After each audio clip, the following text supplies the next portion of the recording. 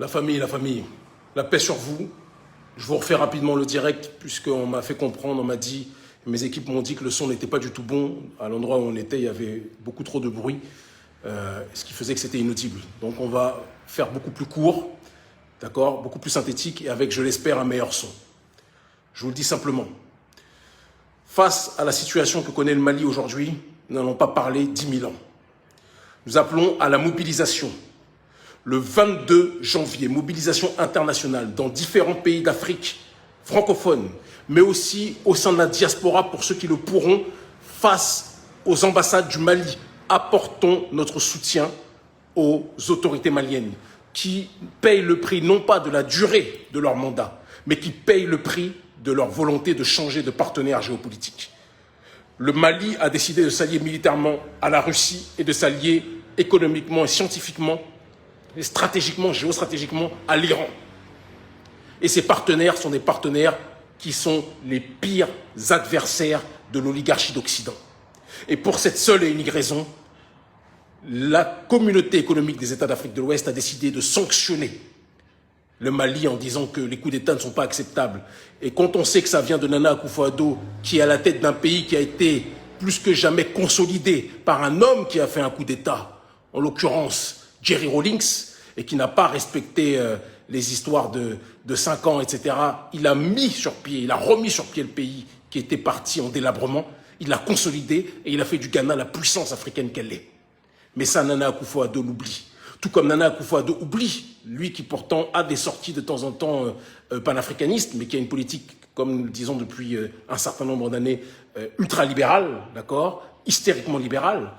Nana Akufo-Addo oublie aussi que Muammar al-Kadhafi n'a pas eu besoin d'attendre 5 ans, d'accord, ou de se limiter à 5 ans, pour être plus précis, pour faire en sorte que la Libye soit un grand pays. Il existe des périodes de l'histoire où nous n'avons pas à être dans les histoires de démocratie à l'occidentale. Ce qui compte, c'est la jonction des forces entre la souveraineté africaine issue de la société civile et une volonté patriotique issue de la dynamique des militaires. Et quand ces deux forces s'allient, on va dans une direction d'élévation.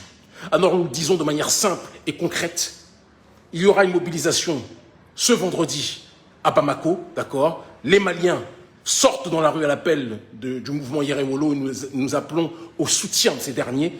Et le 22 janvier, nous le disons, le 22 janvier, tous ceux qui le peuvent, je répète, tous ceux qui le peuvent, se mobilisent en Afrique francophone et dans la diaspora, face aux ambassades, pour ceux qui sont dans la diaspora, en Afrique francophone, face aux ambassades maliennes aussi, d'accord. De toute façon, une affiche sera communiquée incessamment sous peu, pour soutenir le Mali, pour condamner cette exaction de la CEDEAO, pour condamner cette exaction de la communauté internationale, parce que la France, ce qui la dérange, je le dis, je le répète, ce n'est pas le coup d'État.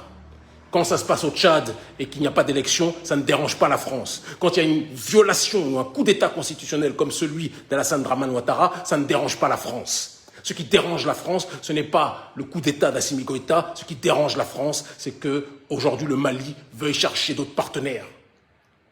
Il y a un moment donné, quand on dit séparation, ça veut dire qu'on ne veut plus vous voir.